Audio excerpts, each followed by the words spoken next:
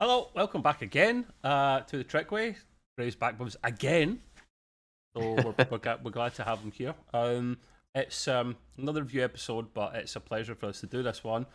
Star Trek Picard Season 3, Episode 3, called 17 Seconds, and as Gray has put here in massive, bold, coloured highlights, directed by Jonathan Frakes, which I knew, and he also directs next week's episode as well, so that but he's in it a lot as well, so I'm like, Sure.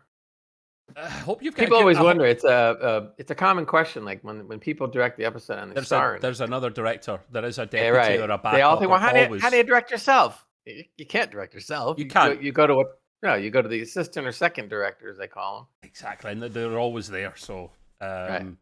and he's got to trust said second director, and obviously he has. So, Right. and I mean, I don't have a problem directing, but I want lots of Jonathan Frakes in these episodes because I love him. Sure. So, but anyway, right. So, Ray and I both love this episode. It just keeps improving. It's not perfect. There's a couple of things we want to touch upon. We will do, but just to get some of the blurb out the way, you can catch us on Twitter at the Trekway and also on audio podcast platforms as well. Don't forget Grade's got his GGR show, entertainment show, Marvel, DC, superheroes, action. Everything. But it's anything really. It just that's most of that stuff. Everything in entertainment we can come up with. Gray's Green Room on YouTube, on podcasts and platforms, and as well. So get to check him out. And then also the gaming side of things, we're over with Nick and our friends and colleagues there at extremepcuk.podbean.com. You can get his Discord link from there. And then we're in there talking about entertainment and Star Trek and all that good stuff's in there. So yeah, get it out the way at the start, Gray, just for a little change. Right, we'll kick off. It's, as usual, please jump in whenever, Gray. Because Gray agrees with a lot of my notes, so he doesn't add much. He only had to correct my spelling twice this time, so I feel very...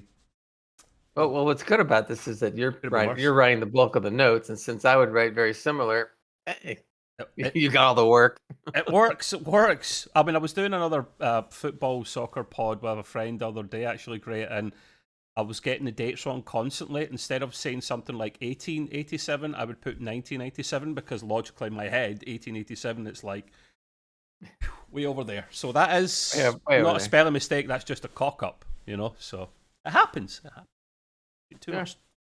Anyway, right. So we'll kick off. We're still in this bloody nebula, which is going to be a beef of mine. We started or ended last week's episode in the nebula. Just going into it. Right. This whole episode we're in a nebula, and it looks like at least the start of next week's episode will be in the bloody nebula. So one episode, one nebula special. That's just my opinion, Gray. Don't know if you agree or disagree with that.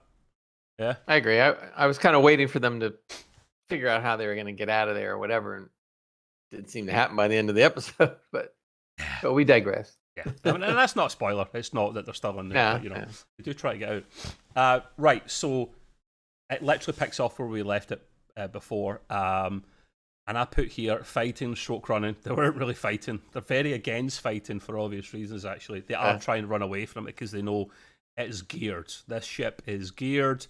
They don't stand a chance. They have to try and get away. I pick up little tidbits here, and so do you, Gray. I put here in brackets that they can't see because the sensors, there goes the sensors, Shaw says. And in this modern day and age, how can they not? Starfleet and their advanced technology. Come on, Janeway brought back transphasic bloody torpedoes and shields, and we don't have sensors for nebulas, Gray. What's that about, man? I don't know. The only thing I can think of is that story. And of course I'm not a writer, but I'm gonna save the writers right now. I'm gonna say that there's so many different type of nebula, just like there's billions and billions of planets through the galaxy, that you can't really make a good sensor to work with every single type of nebula you're going to come in contact with, and that's feasible. I mean, there's so many kinds out there, so many different things made up of so many different chemicals and blah blah blah blah. So they could easily just go like, well, we can use our sensors on the such and such nebula, but not on this one. Yeah. So, and it's a story thing as well, isn't it, Gray? Yeah. And you're right. There is lots of stuff in nebulas, including coffee as well, according to Admiral J. or Captain Janeway at the time. I'd say that. There'd be coffee in I that know, nebula. yeah. That's funny. Yeah. So the sensors go. They can't see hee-haw, as they say in Scotland. They can't see nothing. So Shaw tells him to go and look out the window. I love that. It's just so simple, man. Literally, you see officers posted at different windows. Like, Yeah, all looking out, yeah. Genius. Like, they'd never done that Yeah, I before. knew there was Trek. a reason they made those besides just look at the Windows. stars. The best invention of Starfleet. Well, actually, no, it's an old invention, but you get the drift. Genius. Well done. I love that. That's the simple stuff that Gray and I talk about, where it's one small, quick thing said or done that makes it make sense and not ruin, well, not ruin, to take the points off the episode. Right. Yes, they're staring out, looking for this. The Titan goes deeper into the nebula because the Shrike is chasing after it at this stage here and firing torpedoes at it. And that's where you see the shot, Gray, from the trailer where it's evasive maneuvers. Basically, it's doing a roly-poly, as we call it in the UK. Right. It's doing a roly-poly, it's doing a barrel roll, so the torpedoes don't hit it. And I note that the Shrike's torpedoes make a weird noise. Cool, but I like that they differentiate them from Starfleet by different sound effects for different weapons. Right. So this thing's a beast anyway. So into the nebula they go. We have a little cool scene. I think Gray loved this part as well. We have a little scene where we're in the past. It doesn't say when in the past, nor did it. I don't recall. No, it's just said in the past. Yeah. Yeah. There's a younger Picard and Riker toasting, Admiral Picard and Captain Riker still at the time, toasting Riker's newly born son, Thaddeus, I think his name is. And Riker's basically talking about how he thought he might lose his son, and they don't say why. He just says to Picard that literally it takes you 17 seconds to get from the bridge of the Titan, the original Titan, or the Titan before the one he's in, to sickbay. And it seems like an eternity, and everything's going through your mind, and hence the title of the episode, 17 seconds. Now, Gray, your opinion on how the gentleman looked in this. I thought at first it might be de-aging technology like they've used in Marvel, but I reckon they've just used makeup and it's only set 10 years in the past, 20 years in the past at a push. No, maybe 10 because he's Captain.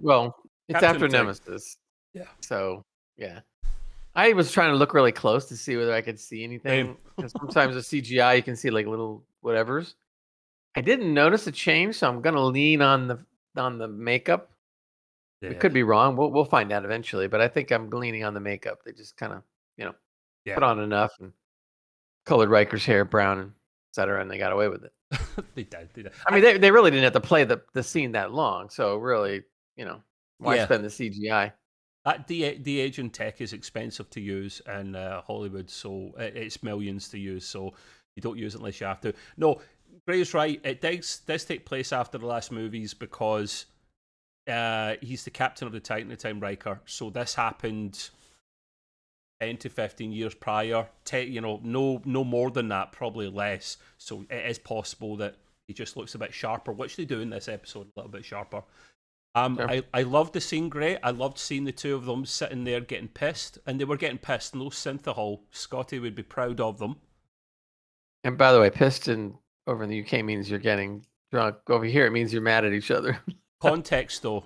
Context. So if I'm saying he is pissed, actually that's true. Actually, I'll shut up. Yeah, context says something, but he is right. It means that here as well, I guess. Yeah, they were getting drunk.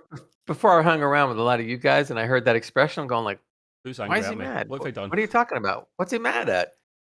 And then I go, "Oh, that's what it means." Okay. So if I'm saying they're getting pissed, yeah, it could stop. Never mind. Anyway, right. So yes, they are getting a bit tipsy and a bit drunk, and it is proper booze. This synthahol stuff is. You get 0% beer right now. That's fine. That's acceptable in the future, but we want the proper stuff as well. And he's basically talking about maybe losing his son, but his son's okay. And then there's a nice little hollow appearance from Marina Sirtis, aka Deanna Troi. We will see her again in this season, but it's the first thing we'll see her, and she's basically like talking about her little baby thrown up everywhere, all over engineering, 4 feet in the air apparently, and Projectile. and we see a Riker apologising to his Zaddy, saying, "Listen, I'm sorry, I'll be right there," and then he just basically kind of leaves. But then you see a look in Admiral Picard's face, like, here's what he could have had. He didn't know this at the time. Like, he's not got the kids and whatnot. He looks a bit sad. Did you read that, Gray, as well? That he looked a bit sad that he doesn't have any kiddies? Yeah. I think so. By the way, before the sad scene, I like the part where Deanna Troy knew they were drinking whiskey. And she was complaining. Oh Take yeah, the whiskey, you're having fun. And then at the very end, before she says goodbye, on the she goes, "Bring the whiskey." I thought that was great. I was like, okay. I was amused by that as well, and that's whiskey without any. That's just Scotland. It is kind of giving an idea of how things happened after Nemesis's grey notes here, because you see Riker's uniform is very similar, if not identical, to what they wore, which I like. I like that purple uniform. I'd like to red as well, but see when they moved on to purple, I just liked it. It seemed the more senior.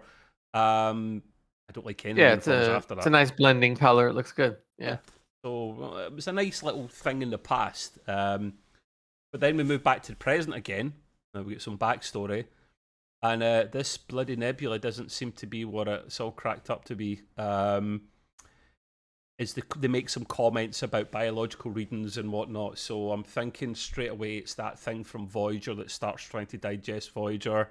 This cloud organism thing. They don't really know what it is, but maybe we'll get a better idea later on.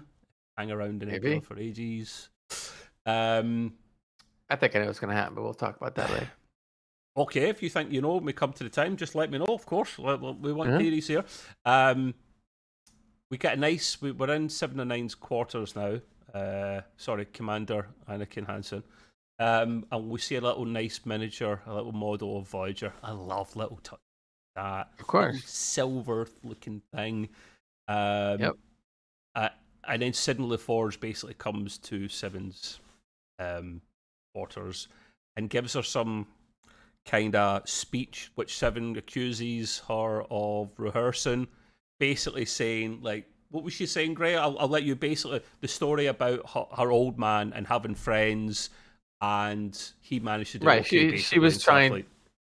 She was trying to relate to 7 about the fact that she's always living in Geordi LaForge's shadow, because Geordi LaForge is one of the greatest engineers Starfleet ever had, next to Scotty. And then she she said, so imagine living under that. So especially since I didn't really go into engineering, right? I went into flying the ship and stuff, and so all I hear about is oh, you got there because of your father. So she was basically sympathizing with some of the garbage that 7's had to put up with and stuff, especially under Captain Shaw. And it was kind of interesting is when she went to say goodbye, you notice she said goodbye 7, Commander 7. Yes, and there was a little wry smile from 7, wasn't there? Like, yeah, that was a nice. That was cute. Nice little touch. See what good writing can do. But see, it's amazing. The crew respects 7 and 9. Shaw not so much, but they definitely respect 7 a lot more because she's got their back. And you get that with commanders and their crew, don't you? It's like you don't always speak to the captain. Your number 1 looks after the crew a lot more than the captain ever did or does. She could be a captain maybe at the end of the series. I wouldn't say no against it. It just seems really quick. Anyway, I wouldn't complain. I wouldn't complain. So we then go to sickbay on the Titan, and Beverly's doing her thing, doctor at the end of the day. And the doctor on board the Titan at the time is Dr. Oak, and she's basically doing the whole, listen, Dr. Crusher, thanks, but no thanks. Yep. It's been 20 years. You might not know this stuff. But and she's just like, hold my beer, some stuff you don't get, Right. I am a doctor after all. And she keeps continuing on doing her thing. And I noted here that I like to see things like what the up-to-date tech looks like. So the medical tricorder doesn't look like, surprise, surprise, the next generation big, bulky, chunky piece of crap, which I'm not knocking. Yeah. That was the 80s. That's fine. I understand that. But it's up to date now. It's thin. Now that I think about it, it's, from what I remember from when I saw it was actually more of an updated version of what they used in the original series, because the original series, Bones held the bigger piece in his hand, and then he had the little piece that spun around Yeah. and he used to go like this, right? Yeah. And it would be sending the data. Well, she had a bigger thing in her hand, but the little thing in her hand, all it was is like very, very skinny with a light on the end of it. Yeah. Yeah. So it was very reminiscent of TOS, except an updated version of it. Why do you even need that? I mean, seriously, advanced medical tricorders, and you still need a little separate blinky thing instead of just holding it up and doing this. My reasoning, I think, is the fact that it's More almost kind of accurate. like, yeah, exactly. You want to get close, Right. so you don't want this big bulky thing to go like this. It's Scan a almost whole like area, right? yeah. Now you can get down to the minute little whatevers, Yeah. and stuff. Yeah. More doctor looking, let's put it that way. Good enough for her. Good enough for Doctor Who as well. No? Ray doesn't watch Yeah, Doctor there you Who. So he's a doctor. a doctor or something. There's then, this is the bit I knew would come, and I was looking forward to it because it was acted superbly well, I thought, Gray. There's the awkward, inevitable conversation that was going to come between Picard and Beverly. And notice how they're like 2 or 3 med beds apart. They're not beside each other, they're like this apart, leaning against the med beds, talking to each other. Because Picard's pissed. Oh, yeah. He doesn't know whether to cuddle or tell where to go. Right. So it seems to be, the short version of the story, it seems to be that she got knocked up while they're on shore leave, still serving on Enterprise E. Naughty, fraternising with superior senior officers. But, it is what it is. They were always flirting on TNG in the movies, so makes sense. Picard's understandably pissed off that he wasn't told that his son was about. Now, it makes sense. She was looking after her son because she knew that Picard would always have a target in his back, and that her son would risk being killed because of all the stuff that Picard got up to. And it's a valid point. But I think Picard's point is kind of leaving that conversation was, didn't I deserve a chance, Gray? And I should have been part of the choice. Yeah. She gave her son the choice. She's like, go and speak to your old man, but he wasn't interested in speaking to his old man, which I found surprising. Why would you think that is? I don't know. There must be something more deep rooted, or maybe it was just because he knew he couldn't leave his mom, so he just wasn't gonna do it. Yeah, look after I don't know. Foremost. Yeah. Yeah. No, you're not wrong. But that was interesting is they both made very good points. So it wasn't like you were totally agreeing with either one of them. Yeah, I didn't take a side. Yeah. And that's because good. like she was saying, like, she pointed out like 5 different times that Picard almost got killed after they had broken up 20 years ago, and she's to use as an example. And he was going like, see, I mean, I couldn't take that chance, and stuff. So right, wrong, or indifferent, you can kind of understand both sides. Yeah. And because it was so well acted and everything, it really, really sunk in. It was an emotional scene. I said that at the start of this section here. I said it was superbly acted. Then I've read Gray's comment at the very end going, tense, well written, acted scene. It was. And I'm thinking, here is Jean-Luc Picard. This is Patrick Stewart. Patrick Stewart's a fantastic actor. He should have done more in Hollywood, but Star Trek took him away for a long time, which we're grateful for. He's done theatre and everything. If you're a classically trained theatre actor, you are usually by default a superb actor. And in previous seasons of Picard, he was this frail old crap man. And Gray and I discussed this in the first couple of episodes of the 3rd season. But now Jean-Luc's back, baby. And Patrick Stewart is back. I didn't blame Patrick Stewart before. I blamed the story, the directing for making this frail old crap man. But he's back, isn't he? Definitely. For me. Yeah, I mean, it's more believable now because is he running around like a young man? No. But is he acting more like himself? Yes. So that's what makes the difference. Exactly. You can accept the fact that he's older, but he's still got that spark. Whereas before he was old and there wasn't a spark. There was nothing. Nothing, man. Not even a positronic spark. But yeah, so it was well done. All I want to know was, I mean, surely in the 24th century, contraceptives are way, way, way better than they are now. Come on, Jean-Luc, behave yourself. Come on. I know things happen. It just shows you can still make a mistake. We're not going to describe how the birds and bees are, people, especially if there's kiddies listening. But things happen. It happens. Anyway, That's moving right, on yeah. quickly, very fastly. Warp 10. We then have. I love this, but this is amusing. Jonathan Frakes. I almost like him more than Patrick Stewart. That's how much I'm a big fan of him. Fantastic actor, director, comedian, you name it. He's having a conversation with Jack out in the hallway. He basically takes him away so that the adults can talk. And Jack's pacing up and down, man. I thought there was going to be a comment of wearing the bulkheads out. And what's Riker doing this whole time? He's just basically watching him with a smile in his face. Going, he does it on purpose to be annoying. He's going like this. I love it, man. He's like, there's no bulkheads left. What are you doing, man? And then Jack's like, would you stop that, man? Would you stop doing that?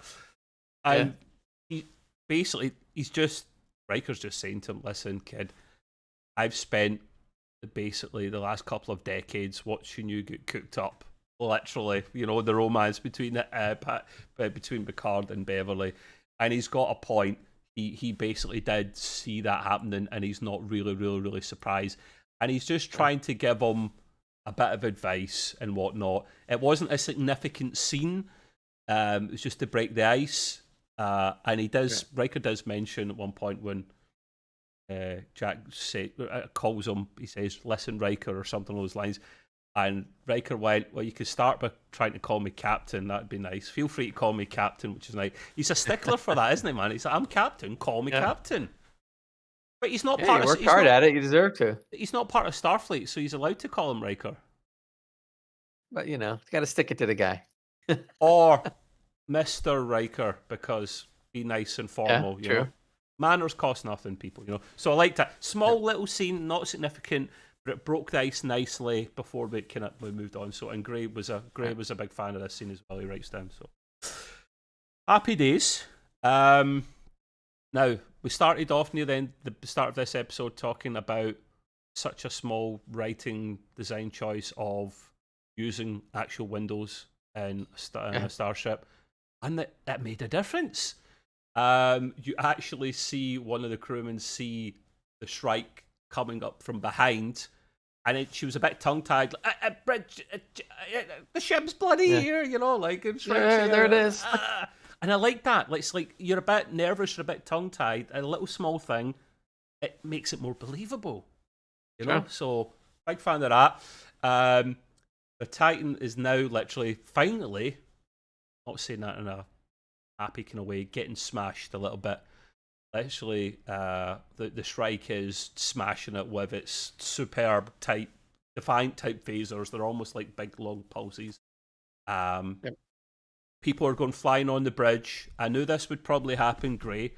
Shaw gets badly injured, and to be fair, he took a proper header. He went up flying. That traditional thing always happens in the starship. You get launched up and down, and you smash into something. And the common comment to that, going all the way back to TOS, is, don't they have seatbelts? They did, but that was a joke in... What was that a joke in? One of the movies about... I'm sure something to strap them in. It's like, you go on carnival rides, you have something strapped in. Of course you can't do that because it wouldn't make sense. Yeah. But it is kind of funny when you think about it. Like, don't they have something like that? Come on. It's called bloody seatbelts. Yeah, that was a joke in one of the TNG movies. I can't remember what one it was. It didn't last too long. Not practical for it. But yes, no seatbelts. So Shaw is badly injured, and he stands up, and he basically saying to Riker, you got us into this, you get us out of it. And he transfers his command temporarily, at least, over to Riker, while he gets carried to sickbay because the man is busted up pretty good. So... He did note, this is a bit here I need your input from, Gray. Maybe I misheard. Did he say transfer command of the Titan to Captain William Riker Proton? There was a word at the end of that. Did you hear that? I don't know. I'd have to go back and listen to it again, but you're right. Because when I first heard it, I'm going like, what? What is he trying to say? Is this his the only thing I can think of is, I could be wrong about this, but I believe there's a word called pro temp, which means you're temporary for now. So maybe he was trying to say that. And I'm not sure. In fact, I'll be What weird is and it? Is look it it up really quick. Oh yeah, because you can tell me the spelling of it as well, because I don't. What's it pronounced and how's it spelled? I mean, I don't know if it's pronounced that way, nor do I know if it's Just a done. theory. Right. I mean, of course, all I'm coming up with is, the pro temp, meaning like you're hired by a Pro temporary temp. service and Pro you temp. become Right. permanent. Right. Yeah. Got you. So I Got you. think it might be it. Other Yeah. than that, then I don't know what the hell he's He saying. doesn't have a That's secret not it. name. He doesn't. I'm not aware. He doesn't have his own version of Tiberius or something. Not that I'm aware of. Yeah. Um. I was surprised he was even spitting that out. The dude's coughing up blood, and he's sitting there going like, "Computer, Well, it go gets ahead, make Riker captain." it gets worse later. I think he was just in a position there. But to be fair, he has to transfer over powers. Surely Titan. Surely Riker has some things he can do as a captain with the Titan without that being done.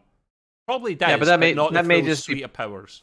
right. That may just be certain Formal thing. protocols to prevent, people easily taking over or whatever. There's reasons a lot of times, Right. which is fine.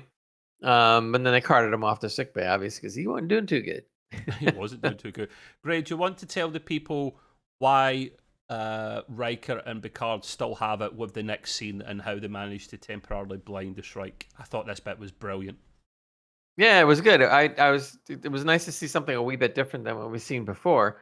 And it was funny because Riker's talking to Picard, and Picard's automatically picking up on what he's saying almost before he says it. Mm. And basically he just said fire a torpedo, but just before it hits, hit it with a phaser, so when it blows up, it causes a mass explosion that'll basically, rock their ship, at least temporarily. Yeah. Good idea. I mean, it was a shockwave basically It that they temporarily created. blinded him, didn't it, and knocked the Shrike back, Right. which I liked. And you can see Picard was already firing, like even halfway through what Riker was trying to tell him. He's going like firing, and then boop.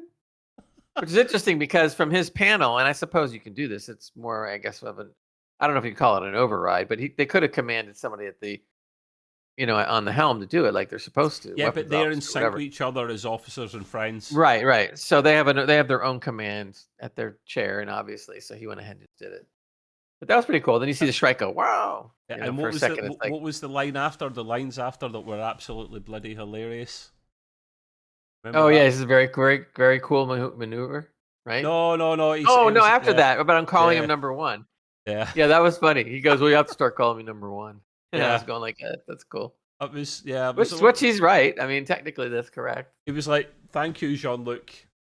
Picard's Yep. like, "Well, I think it might be time that you call me number one with a rice smile." And he says, "That's brilliant. I love it. Well Yeah, it done, was good. Terry." I don't think he wrote this episode, but still, well done. Another great scene. Yep. Well done. Yep. Now, Yep. Raffi's up next. I'm sorry, people. We have to Our talk favorite. about her. I know Raffaella is what All right, let me back up. I Right. think that the actress, the actress, Tell her is fine. in this scene that we're going to talk about, actually did a better job. But I think there's a reason she did a better job, and that's Yeah. because sometimes when you have a great actor to act off of, it brings your game up.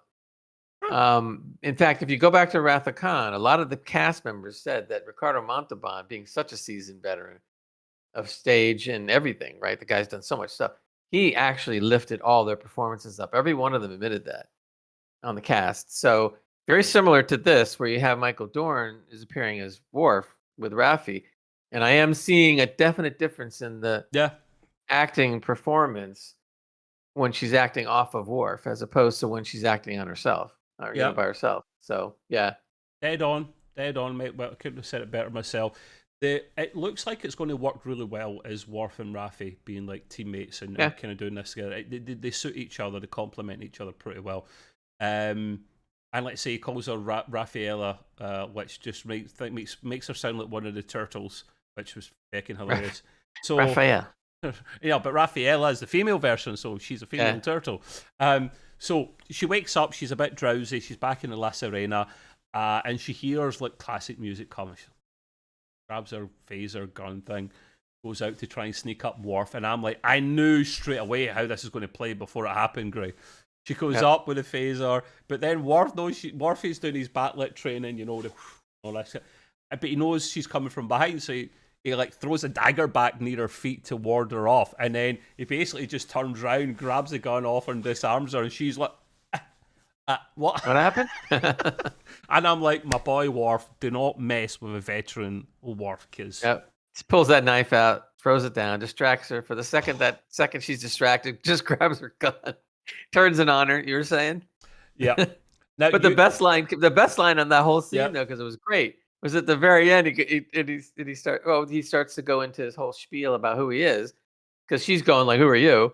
She's never seen Worf before, right? So Worf is going like, "I am Worf, son of Moog, slayer of Galreth, Bane to the Duras sisters." Da da da da. He is all this stuff that he is, which is what the Klingons always do anyway. So he's going blah blah blah blah, all these things, and then she's like, "Oh my freaking god, this is the Worf, the Worf." But after that line, he doesn't take a breath. I'm pretty sure, does he not go, right? He doesn't. No, he doesn't take a breath at all. Slayer of Gordon, yeah, blah, blah, blah, blah. And then straight on to, would you like any sugar with your tea? Right. I just made some chamomile tea. Would you like sugar with that? He was making chamomile tea. I was like... It was so good. And she's just like... and then she's putting two and two together and goes, "This can't be the real legend Worf. You're Worf, the legend. You're a legend." That's Michael Dorn has still got it, guys. And I sent a little video clip on to Gray, the Shuttle Pod podcast, where there's a couple of Star Trek Enterprise veterans on that, and they were interviewing the guy, and he's like 70, and he still looks fucking great, man. Like, respect. He doesn't look bad, but he is a little thinner. You can even tell when they showed him as Worf. You could tell he was a little thinner than than the when he was in the Next Generation. Not bad. True. Not bad. True. Healthy. He's not unhealthy thin, So healthy thinner, not thin. Yeah, he doesn't want to be like Gowron, like a big guy, big fat Klingon. He needs to be nimble for the old Batlac training, That's right, man. So listen, it turns out they're going to be working together because they're talking about what's what, and they've got an idea of who might be responsible for this. I don't recall the guy's name. He's irrelevant until you find out who he really is. So they're questioning this guy because he's supposed to know more of what's going on and what's the bigger picture, which is really what they've been trying to do. What is the bigger picture? But we haven't got that bit yet. Right. Yeah, that does happen. That's a teaser for later. He's not wrong. We definitely do get in that, and that's brilliant. That bit. I was tempted to write it all in the one go, but I decided to go like timeline wise. Sure. But yeah, so we go between those scenes quite a bit between Raffi and Worf and the following time the different plot lines, which keeps it interesting. Now, this is the first time I actually start to feel a little bit bad for Shaw. The guy is literally dying now in sickbay, internal bleeding. Beverly, of all people, actually comes to the rescue. Dr. Oakes. Beverly first of all was like, you're struggling to breathe, Shaw, and he's like, and then she touches like certain pressure points, and does this hurt? Is that right? It's internal bleeding. Dr. Oak's like, we've already scanned him, and then I'm like, of course, no, I'm not. She scanned him maybe a few minutes ago or 5 minutes ago, but he could have started bleeding between that scan and now, which is what I picked up on, and she knows that without a scan. Beverly knows that, so I'm like, well, the thing I really liked about that scene is that it showed that doctors today, and even then, and this is what's nice, know what they're feeling when they touch it. When they touch the organs in your body from the outside, they know, they understand, they know. And I was like seeing the old tech, style, where she was actually physically touching him. No, ouch, this hurts, that doesn't hurt, and she immediately knew what it was without anything. Yep. And that's what Proper every doctor doctor should know, no matter even if you're in the doctor. future. Do not rely on technology alone. Right. What if you didn't have your stuff? You just sit there and go like, oh man, I can't do anything. Yeah, agreed. Good point. Very good point. And that's why, because she's got years on this Dr. Oak, nothing wrong with Dr. Oak. I'm sure she's qualified, but Beverly's got years in experience, which you can't really teach someone. Yep. So, well done, Beverly. You're a doctor, so I'm glad you're doing your thing. She, I'm assuming, saved his life. We don't know. They do enough to kind of stabilize him. Yeah. So I assume he's okay. But then at the same time, Jack's helping out our mum, his mum, and the doctor, and Shaw actually is basically saying, while he's just about stopped from dying, to Jack, like, they keep finding us. How do they keep? How the hell they find us? No. How? And this whole time, and then Jack's like, he starts looking at the trail of blood from Shaw, and then I think the light bulb comes on here like breadcrumbs, and that makes them think how they get, because every 17, well, no, it's not every 17 seconds, that's the title of the episode. Every so often they know where they're going to be because of they're getting tracked. So Jack's like, okay, genius, let's do something with this. Now, we talked a bit before about this nebula. It is definitely more of an anomaly, as they soon discover, just because of the biological readings and the flashes of light. Doesn't act quite like a normal nebula. Gray thinks it's a life form. It's a good point, it could be, but here's what I'm thinking now, and I'm gonna remind us because we should do the rest of the episode, but remind me to come back on this because that's what I think I know what's going to happen, or it'd be cool to see if it happens the way I think it will. Maybe it won't. Maybe it's well, okay, because it might. I don't want to blow the rest of the review. Yeah, so yeah. We'll come back to it. Of course. Right, we'll remember. One of us will remember that. Right, okay. Now, yep. This is bloody awesome, this next part, and I don't use that word often, awesome, but it is. Just as the Titan's about to clear the nebula anomaly, warp has been just about literally on the dot, fixed and repaired. The Shrike finds them because it's tracking them. Right, that makes sense. Now, for anyone that's played Half-Life, there's a gun on it called the Portal gun. And then there was a game called Portal from Half-Life, right? This gun does the same thing, but supercharged. And it's what was used on the Starfleet Recruitment Center.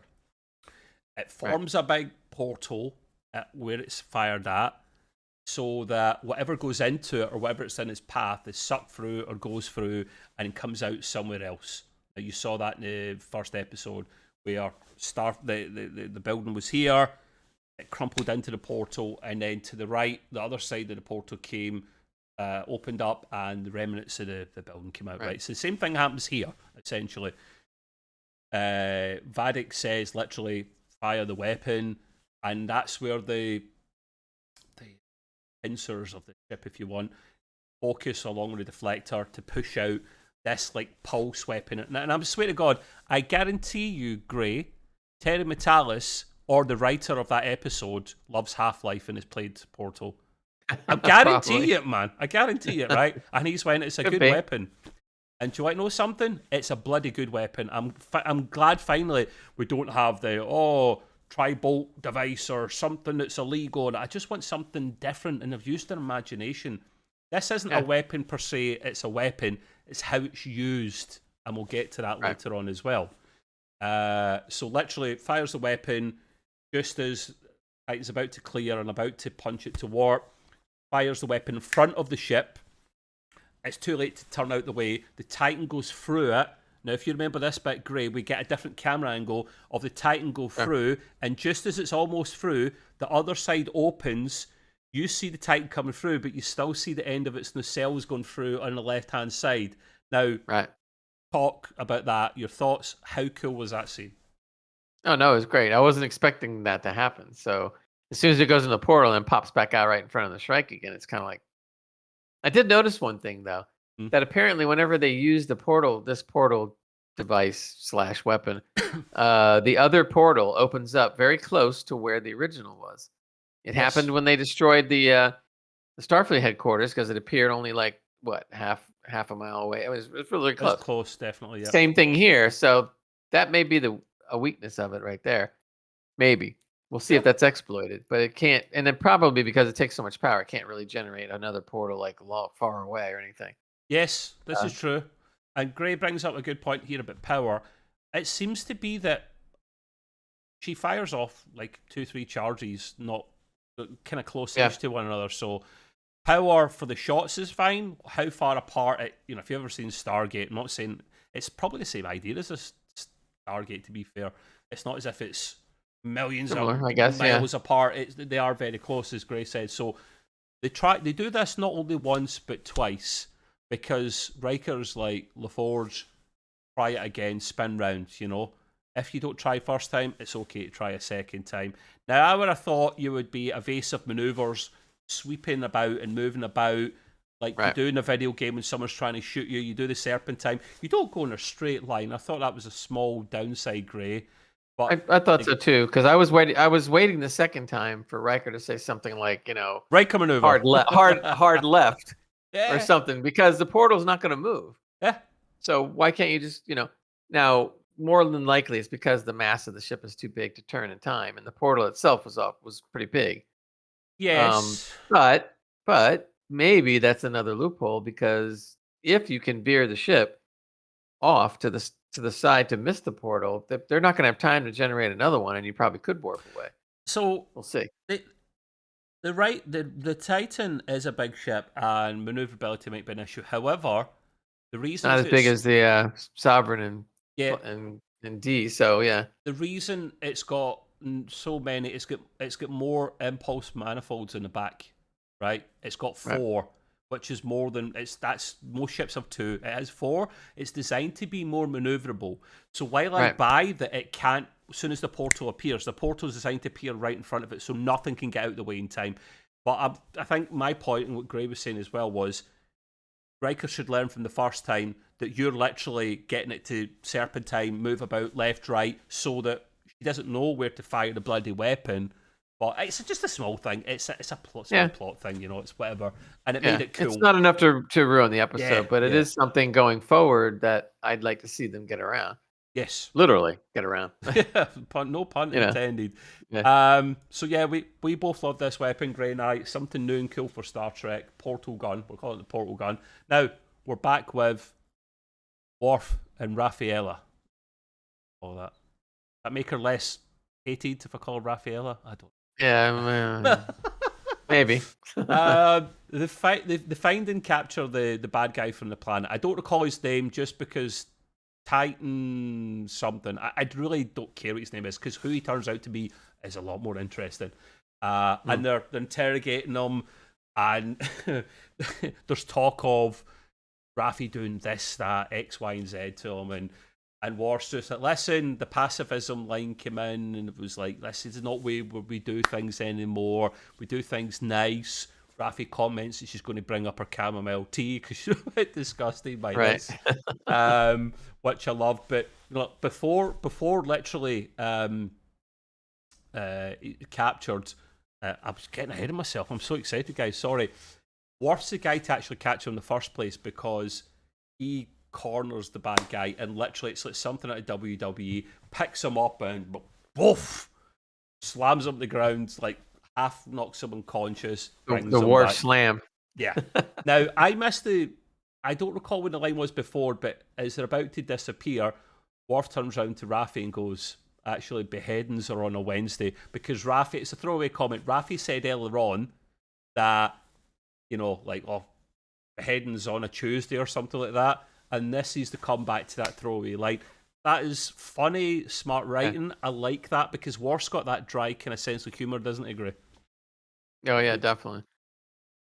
It was the timing, the comedic timing, so to speak, was just perfect. I mean, they had already done the line. You already heard the line, and then he delivers the comeback line. It was perfect. Deadpan, like just Michael Dawson, like he always does, right? His sense of humor is not to laugh. He just delivers the line. Yeah. So headings are on a Wednesday, and that's his sense of humor. That was him as a character being funny. That's the best thing as well. So the Titan is again taking a beating here, as the Shrike is smashing it up pretty bad. Jack goes to actually speak with 709 at this stage, which I thought was really smart. He asks the security guards to go in and speak to her, and he tells Seven about this breadcrumb idea he's got. He's like, basically, what would cause that in the ship? And you can see Seven's mind starting to move and thinking what it could be, and she goes, it's deuterium, and it's it's used to house the warp core, so maybe some insulating kind of thing. That's what could be used. And she's like, oh, okay, that makes sense. That's how the Shrike is able to track them. So they have to get out and action this plan of theirs. They open the door. Jack just goes bang, knocks out the security officer, to which Seven says, yep, you're insane. I like that little line from That's Seven. the second time he's had to do that, by the way. He's got a mean left or right hook on him, whatever he used. Like, on, done. So yes, I did like that. I was a big fan of that. Now they do track down this Sleek Grey. This is the first signs we get of what's really truly going on. It's sabotage, phaser, which is what Phaser. happens when you cross a phaser with Frasier, the TV show. I can't Yeah, speak. that's it. It's gone. TV show. You're doing good. Keep it up. It's going great, man. It's all coming up Millhouse. Sabotage from a phaser shot. Say that 10 times quickly. Yes. Now, I note here, was this the guy keeping an eye on Picard and Riker in the bar in episode 1, and then on the dress down in episode 2, and who was standing beside the officer at the back of the ship looking for the ship? Gray notes here, yes it is, and yes, it's confirmed. It's the dodgy geezer, isn't it, Gray? Yep. Now, and we'll tell you why in a minute. Oh yes, he's very dodgy. Now, this happens quite a few times. Picard's wanting to attack Riker. Sorry. Picard's wanting Riker to attack. No. By the end of it, he might want to attack him. Yeah, exactly. Yeah. Spoiler alert. He's what? I mean, it's not like him actually, Greg, because Picard's very, from what we know in the past, he would act more the way Riker is acting now. But it seems to be Picard's being a bit silly and not his usual tactical self. Yeah, being more violent than normal. Yeah, and it's because his son's on board, but you'd want to save your son, but obviously he doesn't. He's wanting to have a go. Riker's having none of it because he's like, listen, we're outgunned. We're a exploratory vessel. We're not... He actually says to Picard at one point, this is not the Enterprise that we're on. Because Enterprise would turn around and stand its ground. Probably.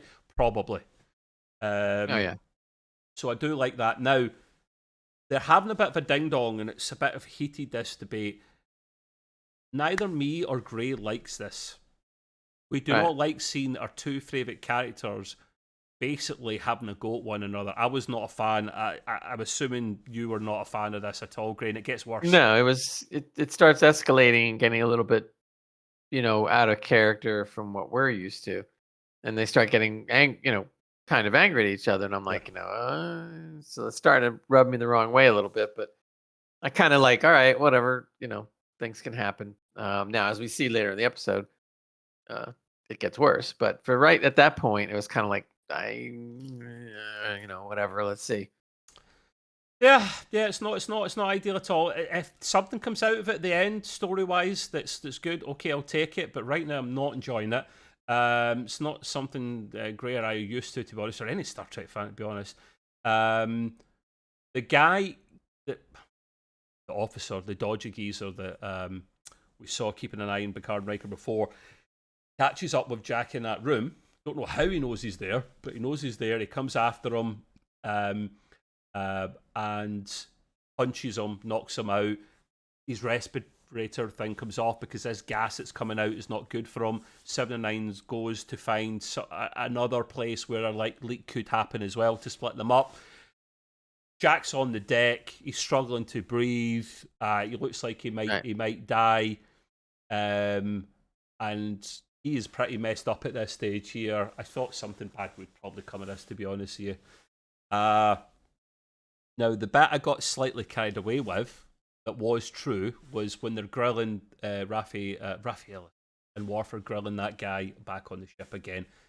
It looks initially like he's having drug withdrawals, and Rafi's kind of waving something in front of him, like, I know what it's like. The drugs in front of him, right? Now, you like this? Yeah. See, at this stage, Gray, right? I didn't jump the gun. I generally thought he was a junkie, or yeah, that's what I thought. I thought he is going through withdrawals, and she's playing a smart yet cruel thing on him by going, smell the drugs, So, and we're thinking at this stage here, we might get the information we need out, because he starts giving bits of information out, but before he gives out too much, jump the gun a little bit here. It switches a lot between, let's say, the Titan and the La Sirena as well. So Jack now at this stage here is lying seriously injured on the deck, pretty messed up.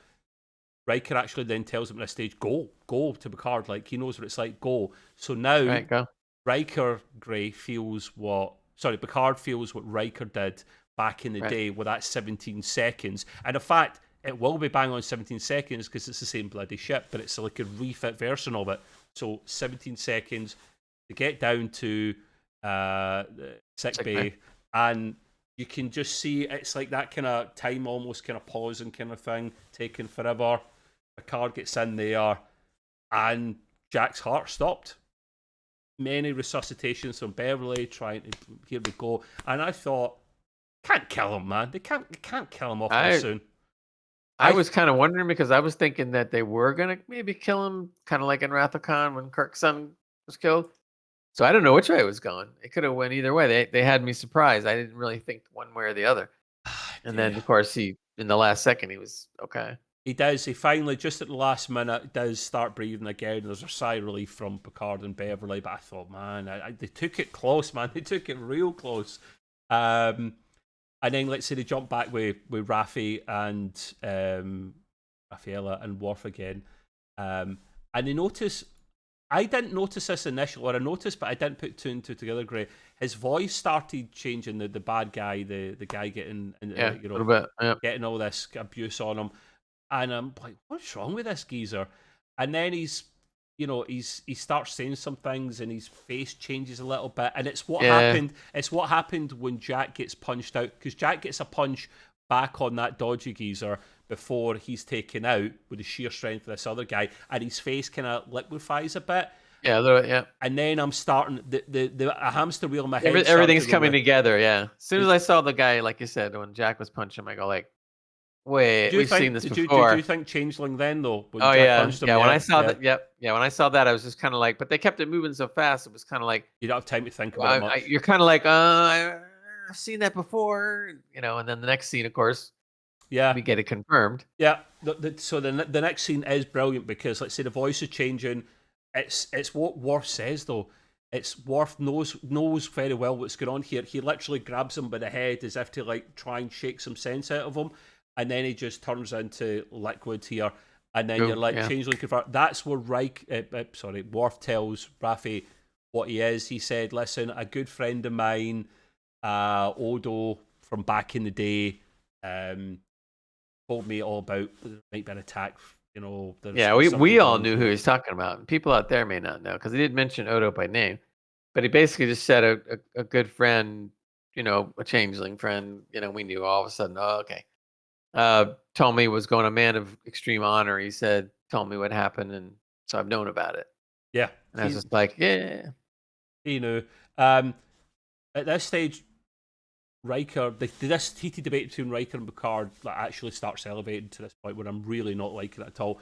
Riker tells Picard to literally just sit down, and he's captain the ship, like very stern. I was like, here, I'm thinking to myself, really, really harsh, Gray. But it's switching between these scenes maybe a bit too fast, actually, Gray. So this is why it looks like it's all over the place with the notes here. It's not. This is literally how quickly they're switching between them, as Gray can tell. I don't blame Riker for the most part in telling Picard to sit down because he is the captain. You still gotta honor the chain of command, and this is how it is. Yeah. He's the captain. Picard is not the admiral in this position. He's number one. He's retired as well, mate. Otherwise, Picard would have authority over him. Right, exactly. So I don't blame him for that part of it. But like you said, then the argument started getting really, really heated. I mean, vitriolic and stuff. And they're like going at each other and stuff. And I'm like, it wasn't. Man, I don't know. I was getting very uncomfortable. Yeah, so was I. At the whole thing. So but here's the problem with this is that it brings up a problem for me because if it's not handled correctly, it could really ruin things. TOing us, yeah. It could take their review for the season down a point or two. Like if they keep this, hopefully it's just a small thing and they work it out. I'm going to hold back the fact that they've done a lot of good things in the writing, so I think they're going to things are going to come around. They'll work it out and go, listen, we work better together as friends, and the cog and yeah. But even despite that, I did think they probably overdid it a little. I mean, I get it, but it's I don't know. True. You can make a point without going that far. So at this point, Worf is literally telling Raffi the whole deal about the Dominion War and basically Odo, who Armin again? He's got a French name. I apologise, the actor's name. But lovely. Renee Auberjonois. That's it. Thank you, mate. Very, very well done, man. You'd be good with the old French. Yeah, he's. I think he must come from that part of Canada. But yeah, he was brilliant in Deep Space Nine, and I just put rest in peace here because the actor's no longer with us.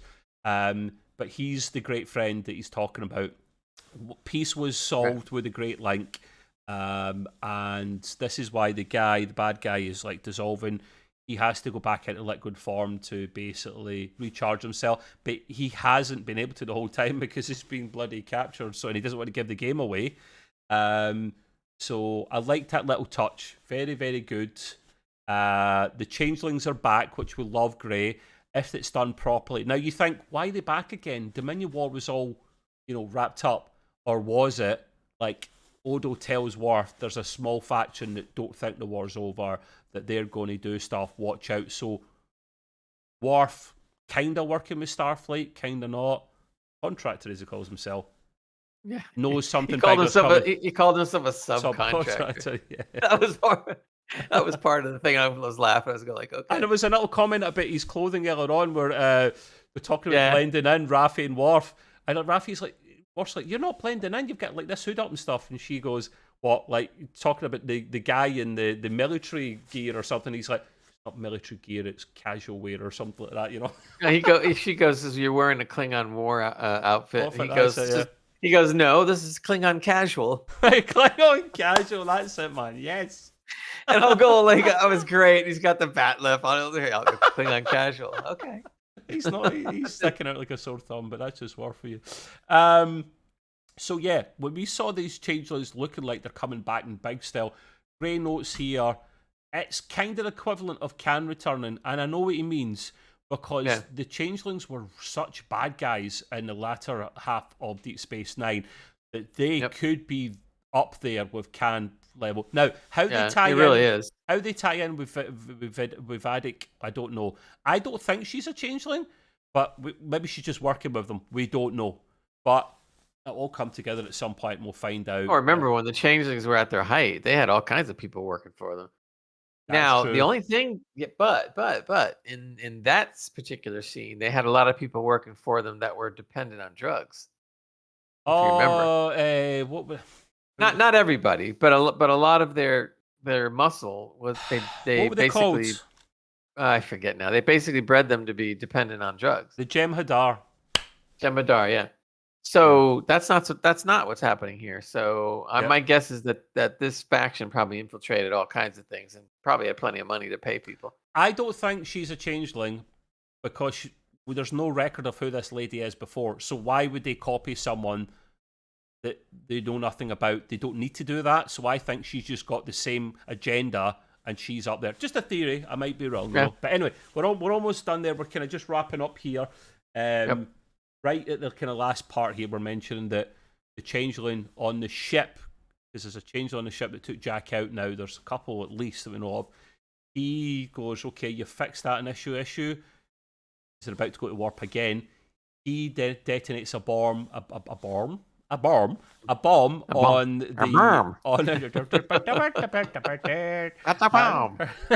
on a power line going to the warp assembly, and it no warp again. Surprise, surprise.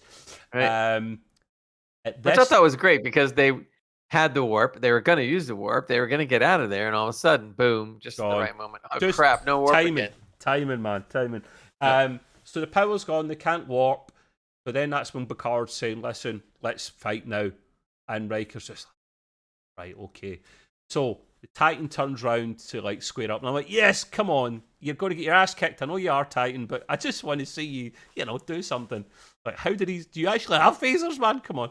So the Titan fires off several torpedoes. Now, I had no clue this was coming, and I should have, Gray. I was blind.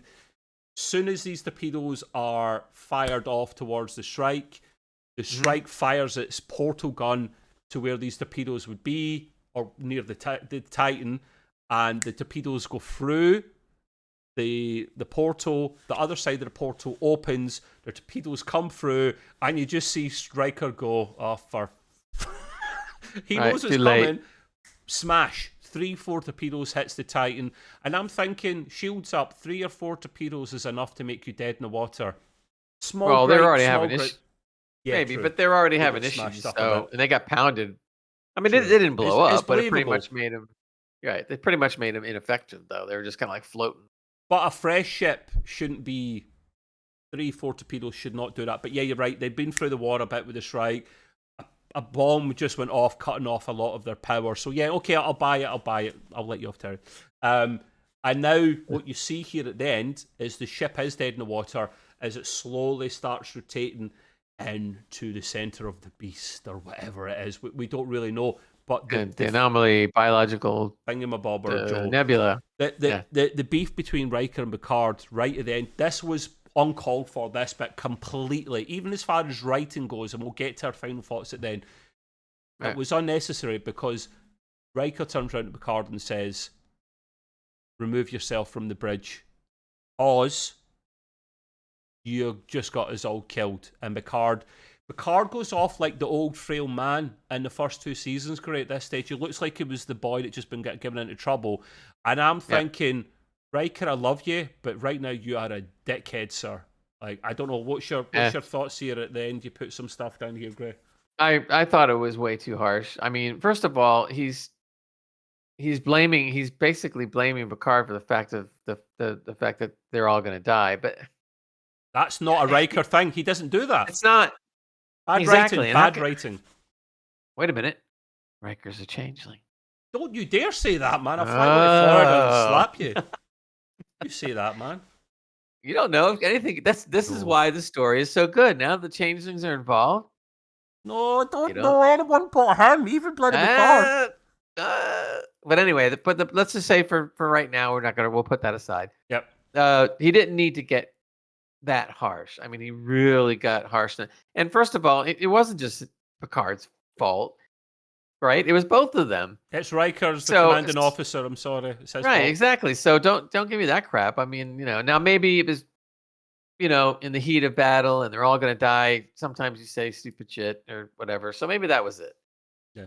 I'm going to, but at the same time, now that it's already done and they did it, I'm telling you, man, whatever they're going to write to get out of this, they better do a proper job of it.